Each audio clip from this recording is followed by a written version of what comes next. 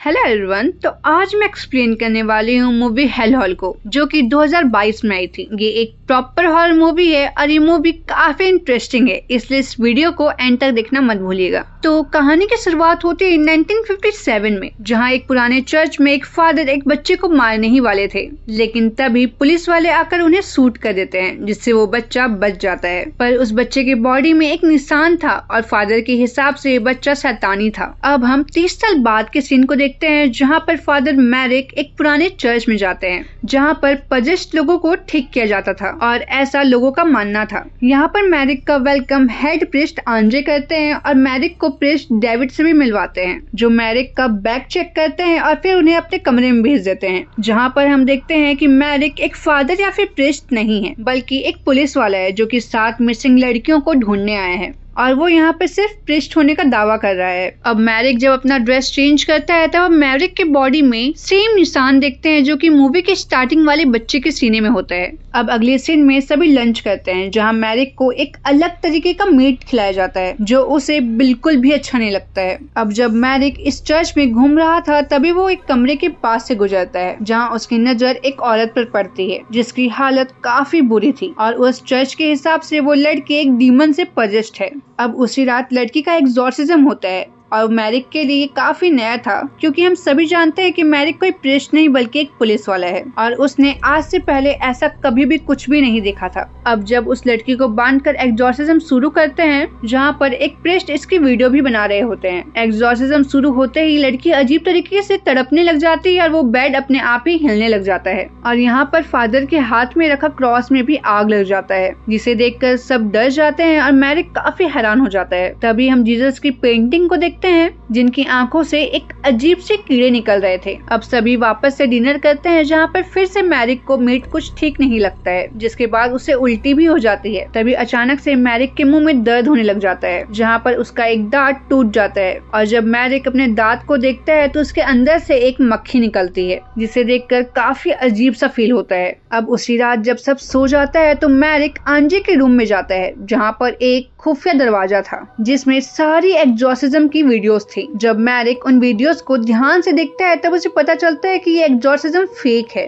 जिसके बाद वो फौरन उसे एग्जॉर्सिज्म वाले रूम में जाता है, जहां उसे एक बड़ा सा बटन दिखाई देता है, जिसको दबाकर देखने पर वो बेड अपने आप ही हिलने लग जाता है और क्रॉस भी असलियत में एक लाइटर था। मतलब यहाँ पर जो कुछ भी हो रहा है वो सारी चीजें फेक है। अब अगली सुबह सभी प्रीस्ट यहाँ पर प्रेयर करते हैं, जहाँ आंजे मैरिक को प्रेयर करने के लिए बुलाते हैं, क्योंकि शायद आंजे को मैरिक पर शक था। मैरिक यहाँ पर इंग्लिश में प्रेयर करता है, जिसे सुनकर आंजे उसे लैटिन भाषा में प्रेयर करने को कहते हैं, जिससे मैरिक प्रेयर नहीं कर पाता है। अब जब वापस से सब खाना खाने जाते हैं तो खाने में फिर से वही मीट था और इस बार तो मैरिक के मुंह से एक बालों का गुच्छा निकला था, जिसे देखकर मैरिक ये सोचने पर मजबूर हो गया कि आखिरकार ये मीट है किस चीज का। अब मैरिक जिस काम से यहाँ पर आया था वो फौरन उसे पूरा करना चाहता था, क्योंकि उसे भी ऐसा लग रहा था कि प्रीस्ट आंजे को उस पर शक हो गया है। अब सभी लोग मिलकर उस लड़की को दफना रहे थे, जहाँ मैरिक को बहुत बड़ी गड़बड़ लगती है और वो इन्वेस्टिगेशन करने लग जाता है। जहाँ इन्वेस्टिगेशन करने के टाइम पर एक फादर मैरिक को कन्फेशन रूम में बुलाते हैं,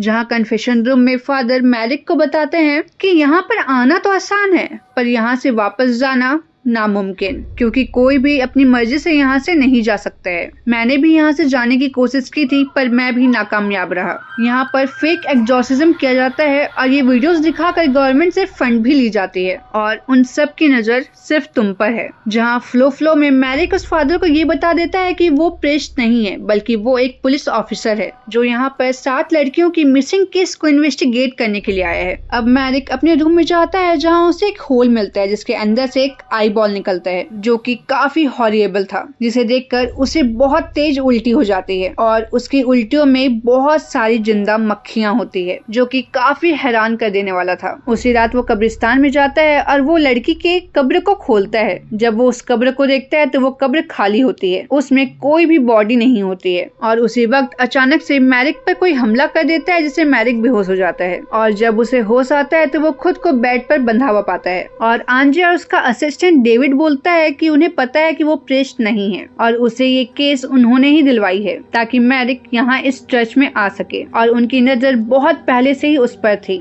इनफैक्ट जब वो चर्च में नहीं था तब से। और अब आंजे उसे फिर से वही अजीब सा मीट जबरदस्ती खिलाते हैं और इस बार तो उसे 4 प्लेट खिलाया जाता है जिससे मैरिक बेहोश हो जाता है। अब जब मैरिक को वापस से होश आता है तब उसके सामने सिर्फ डेविड होता है, जिससे मैरिक उसे शूट कर देता है और वहाँ से फौरन निकल जाता है। जिसके बाद मैरिक फौरन किचन में जाता है जहाँ उसे पता चलता है कि ये मीट किसी और का नहीं बल्कि उन्हीं 7 मिसिंग लड़कियों का था जिनकी इन्वेस्टिगेशन के लिए वो यहाँ पर आया था। और ये देखकर तो मैरिक की हालत काफी बुरी तरीके से खराब हो जाती है। अब तभी वहाँ पर वही फादर आ जाते हैं जो उसे कन्फेशन रूम में बुलाए थे। वो मैरिक को अपने साथ लाइब्रेरी ले जाते हैं क्योंकि एक ऐसा राज था जो मैरिक का जानना बहुत जरूरी था। अब वहाँ लाइब्रेरी में जाकर मैरिक को एक बहुत ही पुरानी इविल बुक दिखाते हैं और बताते हैं कि 30 साल पहले एक बच्चा पैदा हुआ था जिसकी बॉडी में एक इविल मार्क था जो कि उस किताब में बना हुआ है, और वही निशान मैरिक के बॉडी में भी है। और यही बॉडी शैतान को इस दुनिया में लाने का रास्ता है और बस एक रिचुअल के बाद ही वो शैतान मैरिक के बॉडी में आकर इस दुनिया को तबाह कर देगा। मतलब मूवी के स्टार्टिंग में जो फादर जिस बच्चे को मार रहे थे वो मैरिक ही था, और अब इस रिचुअल में उसे 7 लड़कियों का मीट खिलाना था और साथ ही साथ एक इनोसेंट लड़की का ब्लड भी पिलाना था। और यहाँ मैरिक ने 7 लड़कियों का मीट ऑलरेडी खा चुका है और अब बस एक ही रिचुअल बचा है। अब मैरिक ये सुनकर फौरन भागने की कोशिश करता है, लेकिन तभी फादर उसे रोककर एक सीक्रेट टनल में ले जाते हैं, ये बोलकर कि वहाँ से वो जल्दी ही बाहर निकल जाएगा। पर यहाँ पर बिल्कुल भी ऐसा नहीं था।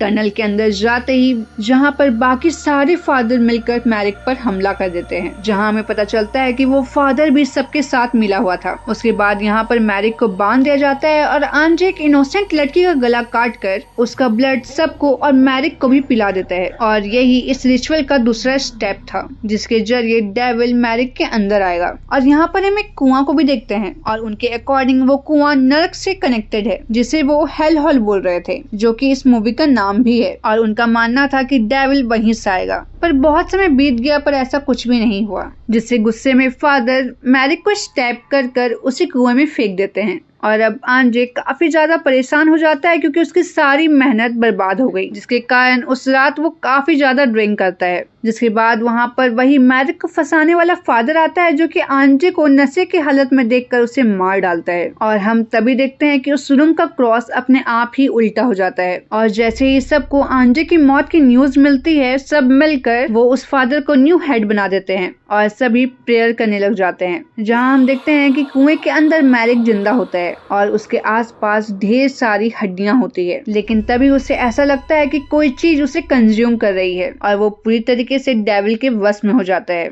मतलब खुद ही डेविल में कन्वर्ट हो जाता है। तभी अचानक से हम देखते हैं कि वहाँ पर जो नया वाला प्रेस्ट होता है वो अचानक से ही हवा में उड़ने लग जाता है और वो जो डेविल होता है वो उसे मार डालता है। अब ये देखकर बाकी प्रेस्ट भी वहाँ से भागने लग जाते हैं, पर डेविल सबको रोक देता है और फिर उन्हें भी हवा में उल्टा लटकाकर मार डालता है। और तभी हम वहाँ पर देखते हैं कि डेड फ्लावर्स अपने आप ही जिंदा होने लग जाते हैं, मतलब अब अर्थ पूरी तरीके से हेल बन जाएगा और डेविल यहाँ पर राज करेगा। और हम देखते हैं कि जैसे ही डेविल वहाँ पर आता है, जीसस क्राइस्ट की मूर्ति डेविल की तरफ मुड़ने लग जाती है, जिसका मतलब ये भी हो सकता है कि अब जीसस क्राइस्ट भी डेविल से लड़ने के लिए पूरी तरीके से तैयार है। और हम मूवी के एंडिंग सीन में देखते हैं कि धरती के ऊपर एक ब्लैक ऑरा को आते हुए देखते हैं और ये मूवी यहीं पर खत्म हो जाती है। आई होप आपको ये वीडियो पसंद आई हो। अगर आपको ये वीडियो पसंद आई हो तो प्लीज इस वीडियो को लाइक करें, चैनल को सब्सक्राइब करें और हमें सपोर्ट करें। Thanks for watching.